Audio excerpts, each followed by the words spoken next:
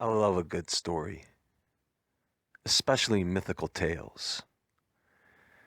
And it seems that popularity of a mythos is dependent upon how crazy the story is. You see, these days, I look at mythology and I start thinking, you know what? I wouldn't be surprised if we found out that more and more of these stories are actually based on truth. Take trolls, for example. Well, let's just get right down to it. How many of you believe that trolls exist or have existed? No, not the internet kind, the monster kind. How many of you believe that they're real? Well, maybe that's not a fair question because what exactly are we talking about, first of all? So I want to get into this and show you some things I thought were interesting because even though I understand how ancient tales can spread and develop over time, I want to better understand why such stories of monsters are kept alive, so much so that certain places are landmarked with references to trolls. In this case, Norway. Are the stories of trolls in Norway just folklore? Could they have been the same beings discussed in other ancient texts such as the Bible, the Book of Enoch, the Book of Giants? Could a troll be just another description for the children of the fallen?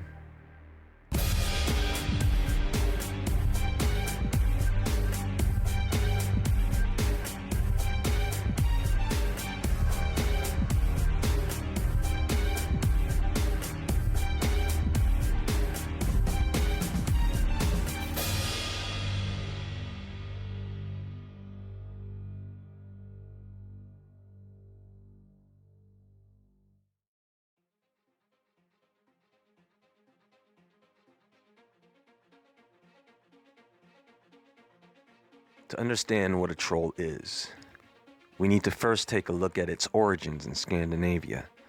And to do that, we need to look at Norse mythology. There are what's called the Norse or Icelandic sagas. And these are just stories written in Old Norse, epic works compiled during the medieval age. One of the first mention of trolls is found in the Prose Edda, written at the end of the Viking Age. It is filled with stories of giants, elves, dwarves, gods, and warriors. Now, these early 13th, 14th century writings, the term troll is somewhat undefined. It is not really made clear as to what type of creature is being described. In Snorri Sturluson's Prose Edda, there is the story of Bragi Bodison, or Bragi the Old, and how traveling through the forest one late evening encountered a trollkona. And there is an exchange of poetry between Bragi and the female troll. She says, "They call me Troll, gnawer of the moon, giant of the gale blast, curse of the rain hall, companion of the Sibyl, night roaming hag, swallower of the loaf of heaven." What is a troll but that? Well, we don't know. But there is a reference to a wolf in the poem The Sibyl's Prophecy, Voluspa. So what we could have here is a description of a giant wolf.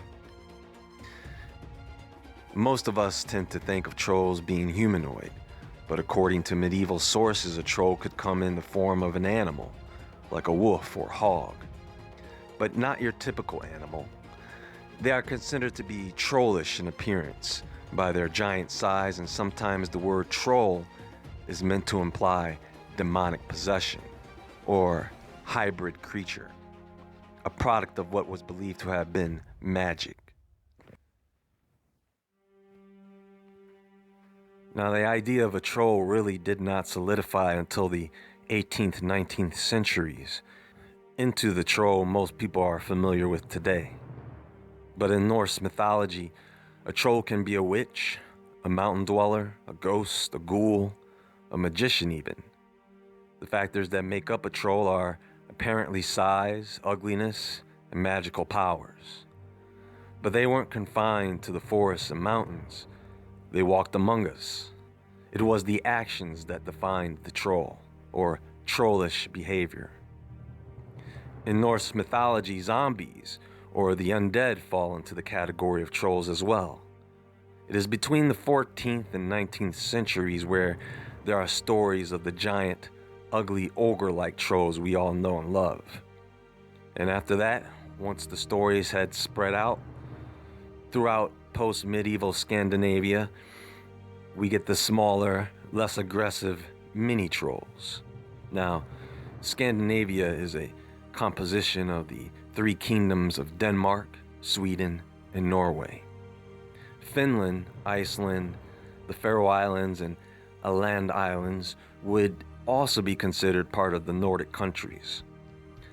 Across this region, the landscape varies. You have the Baltic and North Seas. Denmark is mostly farmland and old settlements, so it is consistent with flat lowlands. As you come around and into Sweden, you have changes in elevation. Some mountains, and it is covered with thick forest. There are the Scandinavian mountains running from southern Norway all the way up past northern Norway. Parts of Norway are also covered in pine tree forest, as well as Finland.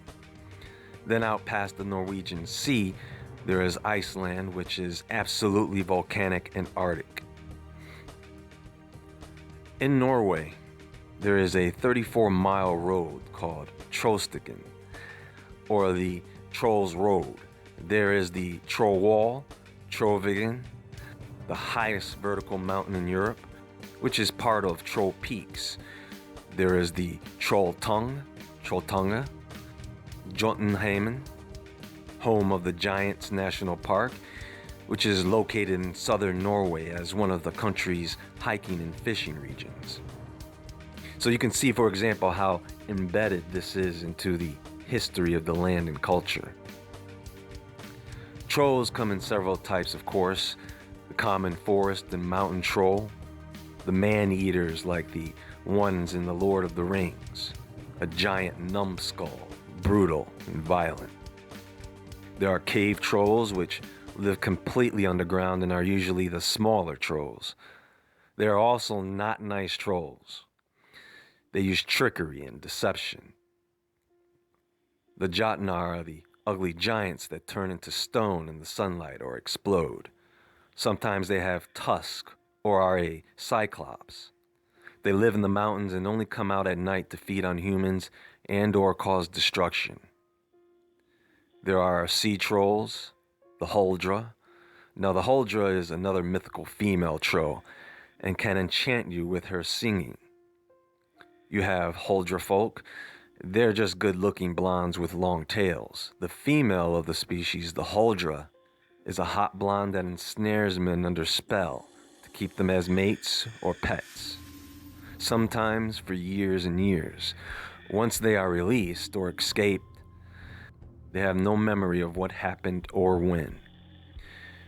You have the round hippopotamus-looking trolls called Moomins, which are supposed to be the good, friendly trolls. And the list goes on.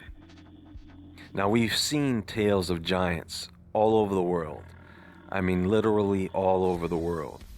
There's nobody saying, oh, no giants ever lived here, or no stories of giants over here. If you want to be the descendant of an ancient great kingdom, your story has a giant in it. Today, any stories of troll sightings would be considered a paranormal experience, and the troll would be considered a cryptoid. Think about this. People cite Bigfoot all over the world. What do you call a Bigfoot in Norway? Would the snowman or yeti be considered a type of troll? Evasive, hidden, ugly, hairy, monstrous? Now, I can't talk about trolls without mentioning the movie Troll Hunter. One of the things I appreciate about this film is that it really gives you a feeling of realism where you wonder if what you are seeing is actual found footage, or of course we all know that it is just a movie, but it does capture the imagination. And you'll hear the term Jotnar in this movie, giants of great strength in Norse mythology. But let me tell you where Jotnar comes from. In Norse creation myth, there is a hermaphroditic giant, the first being, named Ymir, which has three meanings: twin, hermaphrodite, and screamer. Now you have Muspelheim, the world of fire and heat, and then you have Niflheim, the world of fog and the land of darkness, mist, cold, and ice. I'll say that again. You have Muspelheim and you have Niflheim. No, I didn't say Nephilim, I said Niflheim. And fire and ice from both worlds met, giving birth to Ymir from the bottomless abyss that separated them. The same abyss into which everything will collapse at the time of Ragnarok. Trolls, the Jotnar, giants, come from the land of Niflheim.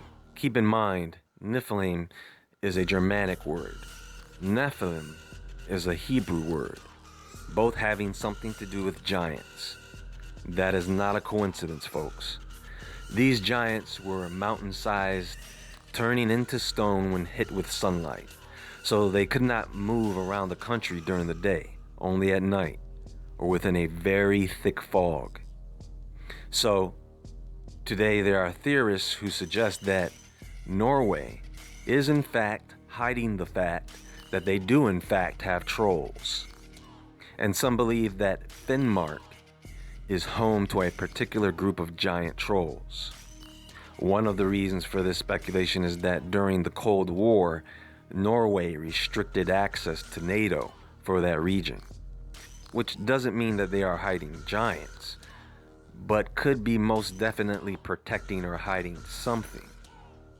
Now, this region borders Russia, and it is believed that they know what's going on and have made efforts to keep these trolls confined to that area and from crossing the border, with a high military presence surrounding it. Huge power lines set up as electric fences to keep the giants in.